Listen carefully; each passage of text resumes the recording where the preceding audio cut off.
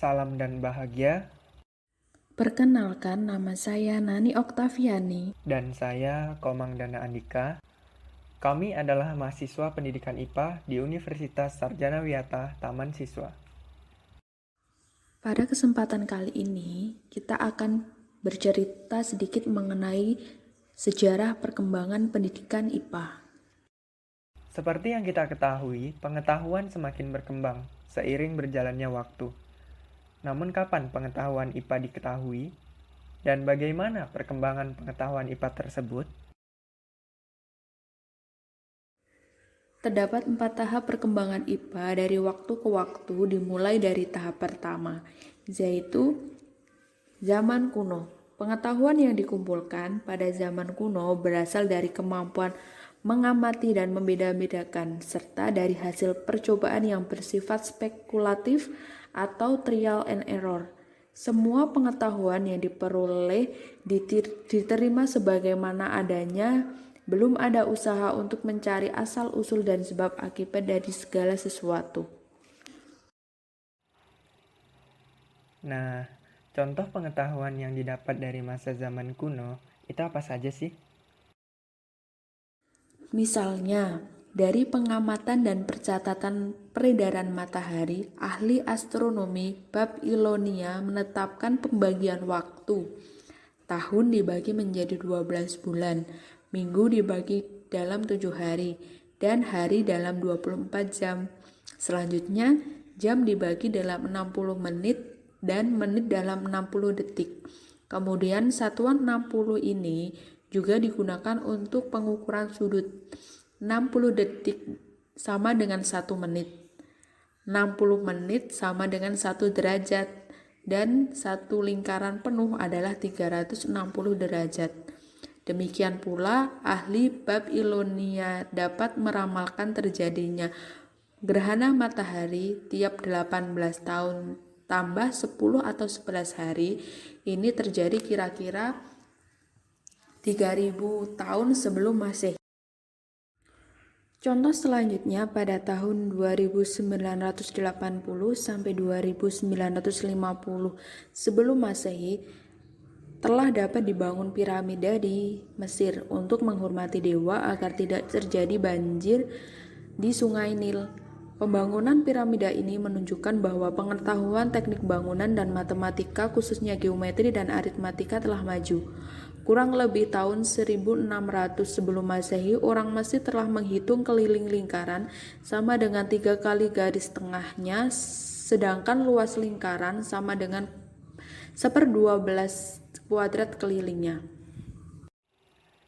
Selanjutnya, kita masuk ke tahap 2, yaitu Tahap selanjutnya adalah zaman Yunani kuno. Perkembangan ilmu pengetahuan berkembang pesat sekali pada zaman Yunani, disebabkan oleh kemampuan berpikir rasional dari bangsa Yunani.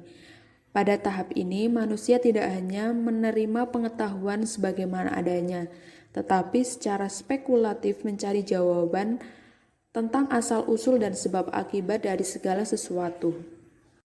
Baik, kita lanjutkan ke tahap berikutnya, yaitu tahap ketiga adalah zaman pertengahan, di mana terdiri dari 2 zaman, yaitu zaman alkimia dan retrokimia.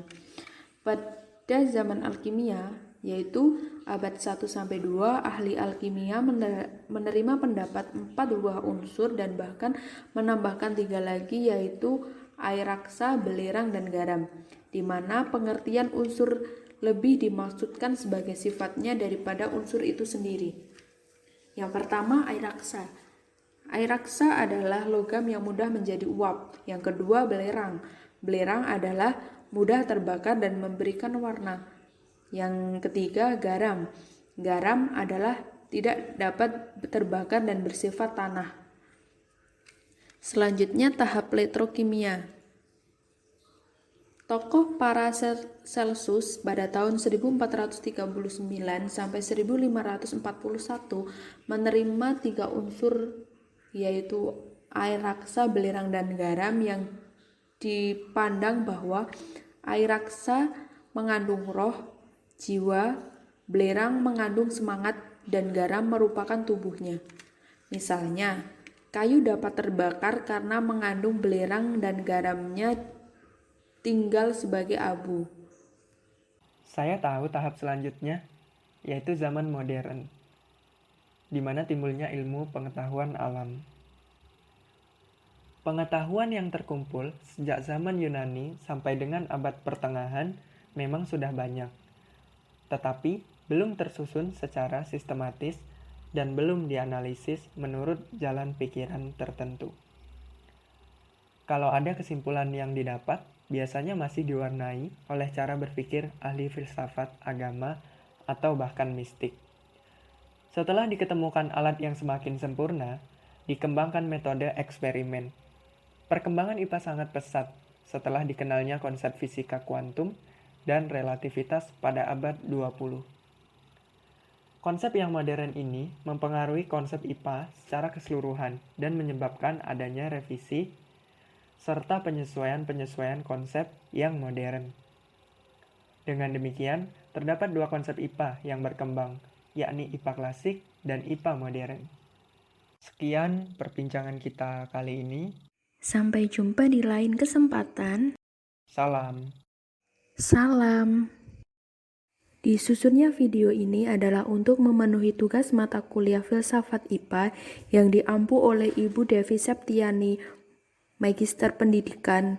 Adapun nama-nama anggota dari kelompok ini adalah 1. Nani Oktaviani, 2. Komang Dana Andika, 3. Ortalia Mikerleli, dan yang terakhir Indah Veta. Sekian yang dapat kami sampaikan, kurang lebihnya kami mohon maaf. Terima kasih.